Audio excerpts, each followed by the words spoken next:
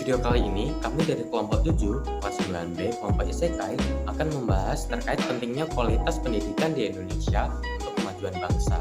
Mulai dari permasalahan, tanggapan, hingga solusi akan kami rangkum di video kali ini. Tapi sebelum itu, perkenalkan saya Antonius Jordan, absen 3. Saya Katarina Rosari, saya dari kelas 9B nomor absen 4. Saya Nathanael Dev, absen 19. Nama saya Rahel Berliana, nomor absen 22. Untuk memulai pembahasan, kali ini aku bakal menjelaskan bagaimana tingkat kualitas pendidikan di Indonesia saat ini. Nah, dilansir dari edukasi.okzone.com, pendidikan di Indonesia tertinggal 128 tahun jika dibandingkan dengan negara maju. Hal ini dikemukakan oleh Belva Devara, seorang lulusan dari Harvard University yang melakukan penelitian terkait pendidikan di Indonesia. Ketertinggalan ini bukan tanpa alasan, ada berbagai faktor yang mempengaruhinya, seperti kurangnya pemberian peranan yang proporsional terhadap sekolah, kurangnya perencanaan, pelaksanaan, dan pengolahan sistem kurikulum, dan penggunaan hasil prestasi belajar secara kognitif, serta kurangnya sumber daya pengajar yang berkompeten juga menjadi masalah yang harus diperhatikan. Dan di Maret 2020, jumlah siswa yang putus sekolah mengalami peningkatan kembali. Hal ini diakibatkan adanya pandemi COVID yang menyebabkan banyak orang tua siswa yang kehilangan pekerjaannya. Sehingga banyak siswa yang memutuskan untuk berhenti sekolah dan membantu orang tuanya bekerja.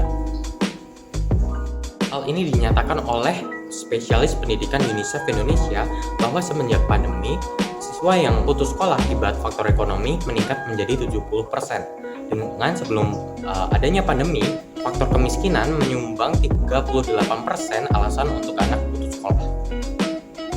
Kenaikan ini juga menunjukkan bahwa biaya pendidikan di Indonesia saat ini masih terlalu mahal untuk siswa yang memiliki masalah ekonomi.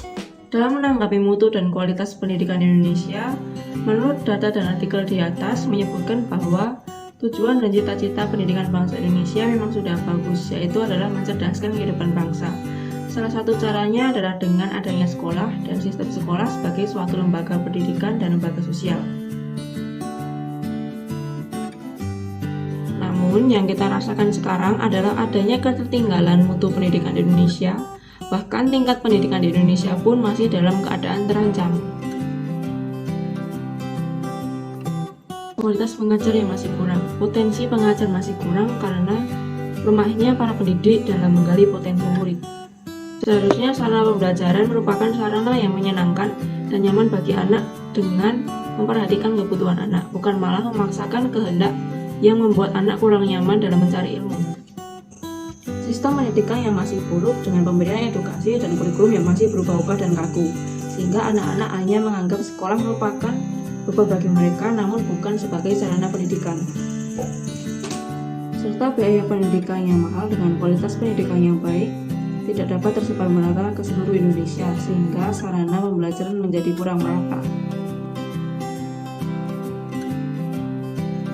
Melakukan peningkatan anggaran negara untuk meningkatkan gaji guru di Indonesia, sehingga masyarakat juga ikut termotivasi dalam meningkatkan kualitas Indonesia dalam bidang pendidikan. Peningkatan sarana dan prasarana di Indonesia ini karena semua orang yang berperan aktif dalam bidang pendidikan Indonesia membutuhkan fasilitas yang benar-benar memadai dalam proses pendidikan, sehingga kualitas pendidikan Indonesia juga akan meningkat.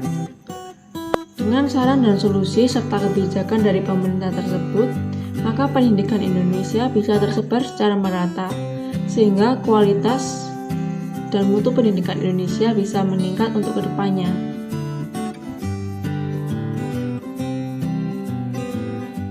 Bangsa Indonesia selama ini digambarkan sebagai bangsa yang mengalami penurunan kualitas karakter bangsa. Mulai dari masalah kurang kerjasama, lebih suka mementingkan diri sendiri, golongan atau partai, sampai sebagai bangsa yang syarat korupsi, kolusi, dan nepotisme. Seperti adanya korupsi dana pendidikan yang ada di SMK 53 Jakarta Barat oleh mantan kepala sekolah SMK tersebut sebesar 7 miliar. Indonesia tidak bisa bersatu dan merdeka seperti saat ini. Dan mengapa Indonesia seolah terpuruk pasca kemerdekaan? Karena terjadinya pengkhianatan dan peningkaran terhadap cita-cita proklamasi kemerdekaan dan terhadap cita-cita revolusi Indonesia. Namun di lain sisi, Indonesia juga sudah berusaha melakukan banyak nilai-nilai Pancasila. Salah satunya seperti Presiden Joko Widodo dan 5 gubernur di Kalimantan yang akan berkemah di lokasi titik nol ibu kota negara Nusantara di wilayah Penajam Pasir. Hal menariknya, setiap gubernur yang hadir diwajibkan memakai pakaian adat masing-masing provinsi. Usaha yang dilakukan tersebut bertujuan untuk meningkatkan kembali salah satu nilai Pancasila, yaitu nilai persatuan sesuai bunyi Pancasila ketiga, yaitu Persatuan Indonesia. Nilai persatuan saat ini menjadi salah satu hal yang penting dalam tujuan untuk memajukan bangsa. Pendidikan bermutu lebih ditentukan oleh berbagai faktor eksternal dan internal. Salah satunya juga ditentukan oleh pendidikan yang kita dapatkan sebagai orang beriman Kristiani. Ya, kita sebagai pelajar Kristiani, kita berhak mendapatkan pendidikan Kristiani. Pendidikan Kristiani yang kita dapatkan membawa kita untuk menjadi pribadi yang baik dari segi sosial maupun spiritual. Pendidikan Kristiani yang utama kita dapatkan dalam keluarga. Dengan pendidikan yang kita dapatkan dari keluarga, sekolah, gereja, maupun masyarakat dapat membawa diri untuk mencapai kedewasaan penuh serta tingkat pertumbuhan yang sesuai dengan kepenuhan Kristus. Kehadiran gereja di dunia persekolahan secara khas tampak melalui sekolah Katolik.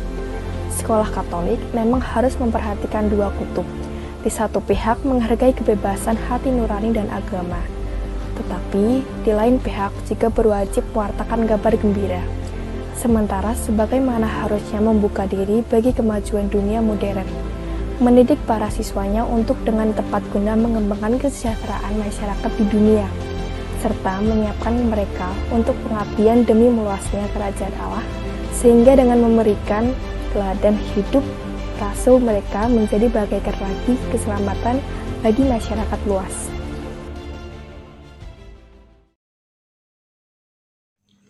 Nah, dari pembahasan yang sudah kita pelajari, kita bisa menyimpulkan bahwa kualitas dan mutu pendidikan Indonesia masih sangat kurang dan tertinggal. Maka dari itu, kita harus ingat cita-cita para pendiri bangsa kita yang mengharapkan kualitas dan pendidikan Indonesia menjadi lebih baik dari sebelumnya. Dalam hal ini pula, ajaran Pancasila serta ajaran agama masa kini pun juga menjadi peranan penting sebagai dasar negara serta kerohanian yang mampu memberikan acuan untuk menjadi orang yang berkarakter serta bermoral tinggi, yang mana ini akan dibawa ke lingkungan dalam masyarakat sehingga menghasilkan putra-putri bangsa sebagaimana yang diharapkan. Demi menjadikan Indonesia keluar dari krisis pendidikan masa kini, kita seharusnya mulai menyadari bahwa kita sebagai penerus bangsa memiliki peranan penting bagi kelangsungan bangsa. Kita juga perlu memberikan aksi nyata sebagai murid yang bermoral dan berperilaku baik dalam semua lingkup. Sebagai siswa yang berkarakter, kita dapat menjadikan Indonesia memiliki visi dan misi yang jelas di masa depan, mulai dari pelajaran di sekolah.